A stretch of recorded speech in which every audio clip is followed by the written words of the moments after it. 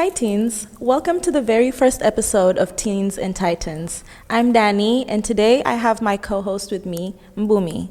Hi guys, so today we have a very inspiring guest, and that is Remi. Thank you for having me. I'm really excited to be here. Hi, teens. Remi, you've lived in Tanzania, Germany, and beyond. How have these different environments shaped your perspective and your work? Yes, thank you. So, I'm born in Tanzania and raised by Tanzanian parents. Due to their professional work, we traveled around, and mostly I grew up in Germany, did my school. But I really have to say, having a Tanzanian mom, she's like, you always come back home. And that has really formed me, grounded me, and just gave a different definition to what nyumbani means. But also, it's a huge privilege, and I acknowledge that I was able to live in different countries, study there, see different culture, try different food, meet different personalities, and just see how other parts in the world interact with human beings. So, what initially inspired you to dedicate your work to empowering Black and African communities through healing practices? So, growing up in Germany, and as we know, there are not so many Black and African people there, and has just driven me into a way where I really wanted to be there for my people, because you have to deal with a lot of racism and xenophobia.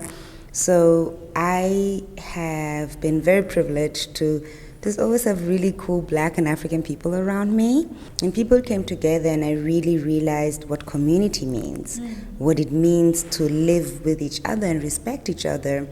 So even as my career developed, I was always very born to just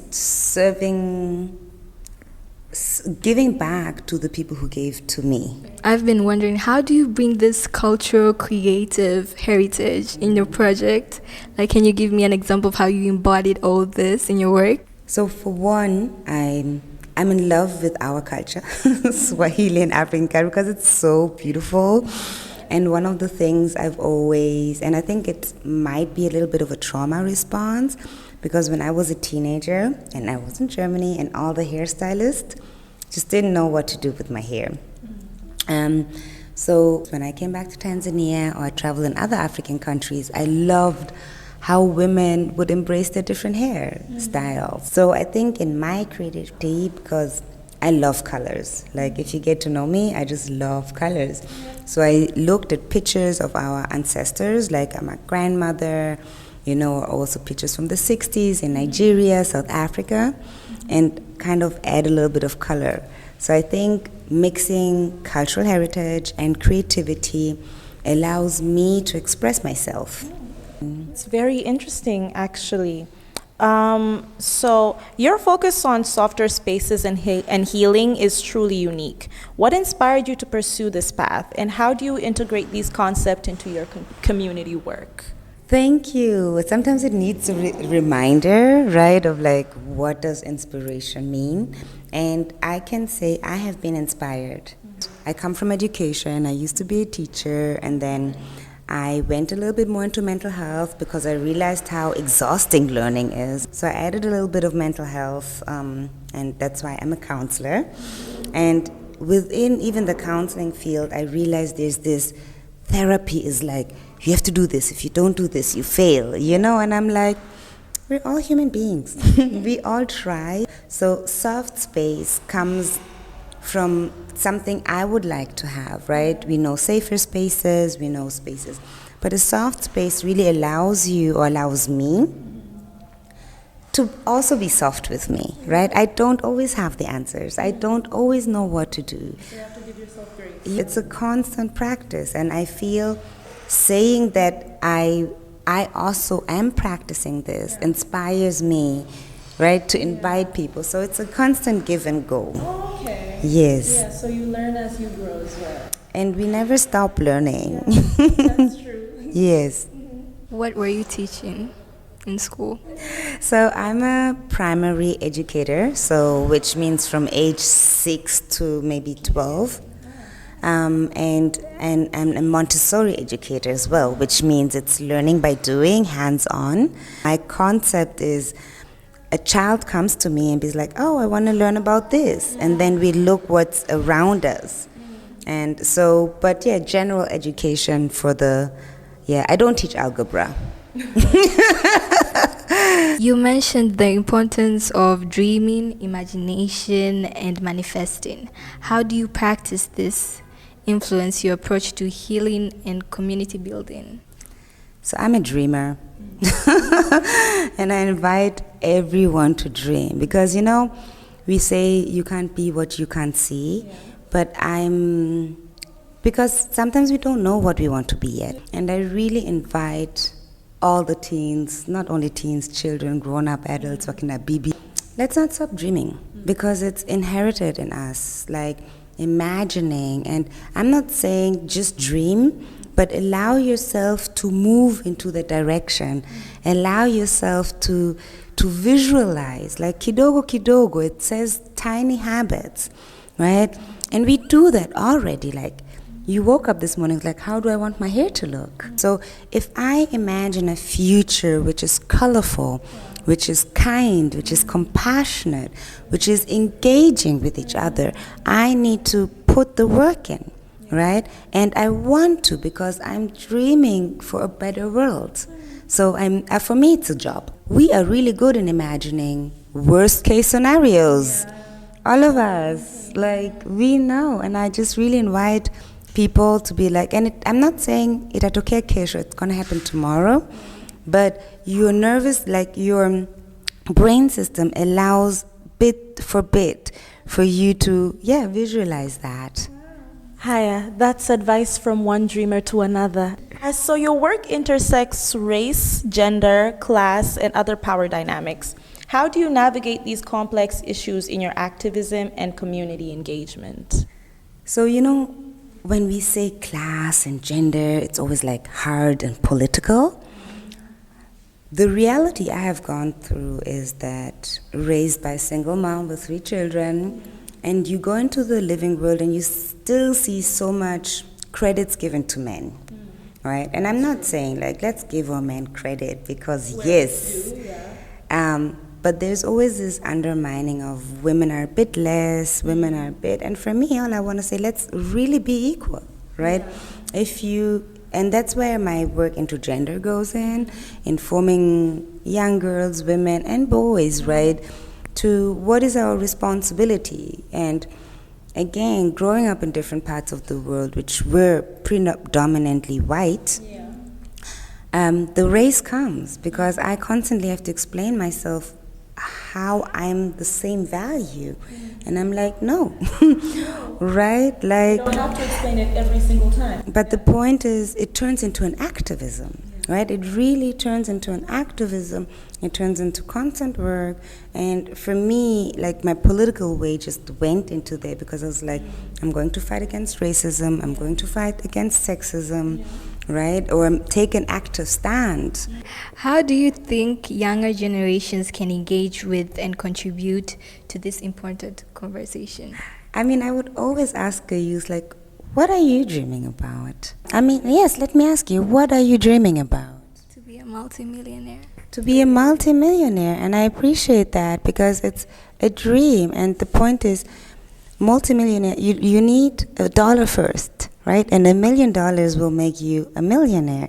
So asking yourself, how will I get $2? How get I $3? And how do you get the $1? And that coming back to what am I good in, right? And practicing that, always believing in yourself. That's why I was saying with imagining and putting in the steps, help, like asking. I'm such a big fan of asking.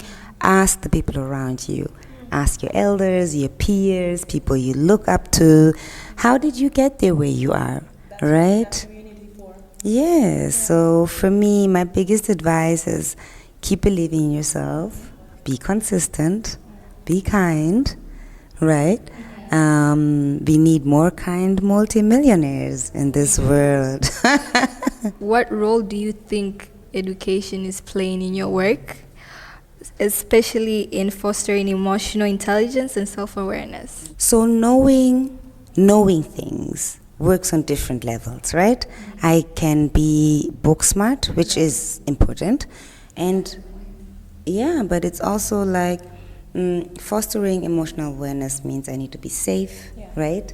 Being able to, how do I create safer spaces? How do I create spaces I'm able to speak openly, right? How do I create spaces I want to grow?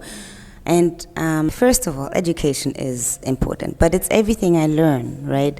Through and being able to reflect, like, you know, we say body mind, when the body and the mind comes together. I'm going to give you example of church maybe, or like any religious institution. Yes, I can put in my sadaka, but if I'm outside and I'm not being a kind human to others, what does this mean, right? And the same, it comes back to I need to practice what I preach. You're involved with Nafasi Art Space and the Tanzania Feminist Network. What are some of the current or upcoming projects you're excited about? Oh my God, the beauty in being able to work in creative spaces is that you see so many things going on at the same time. So currently, actually, I'm really excited that at Nafasi we're building an art academy. So that doesn't only mean that people who went through school, art school, right? Art school? Yes, there's art school. Even UDS, if I went to art school. Oh, unfortunately not. Not yet. I mean, I have different forms I acquired through art, but one program we're doing at Nafasi is having people who didn't go to traditional art school, right? Yet. Do courses, right? So you can do a 3-month course or 6-month course and establish. So that's, I'm really excited. Hey, baby. You want to say something? Say hello. Say hello. Say period. For teens who are interested in cultural curation, activism, or healing practices, what advice would you give them? So, believe in your first. Like, believe in yourself first. Like, if you want to put out something, is it your vlog? Is it your YouTube channel? Right? Like, write it down. Write it down. Like, no one of us started in perfection. Like, if you ask me, and I am 38 years old, like, I have not reached perfection yet, which is an illusion, because every little thing I do takes practice. So, practice your skill, practice being kind to yourself, like practice being fly, and being okay with letting go. I think when we look at things only in a good and bad frame, it makes us, you know, like a magnet, right? Not everything is black and white. We are in the in-betweens, and the in-between is where we grow, right? The in-between. So that's good advice. And I think something else which I really value is ask your friends to work with you. Like, ask your community to be like, hey, I want to do a makeup tutorial. Like, will you be my, you know, my muse, my model? And ask questions and criticize, like, in a compassionate way. That's why I say compassionate counsel. Learn to say, the way you talk to me, I didn't like that, or, you know. Yes, so like activism means to be active. It doesn't mean to throw stones all the time at the police. It means, but be active. Allow yourself to grow and see, imagine, dream, and envision.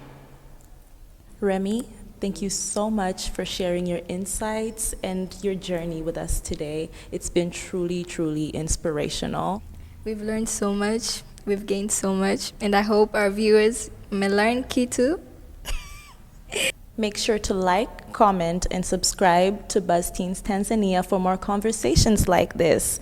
See you all next time. Bye, teens. Everyone say bye, teens. Bye, teens. And we're done. Do you have anything more to say? Bye-bye.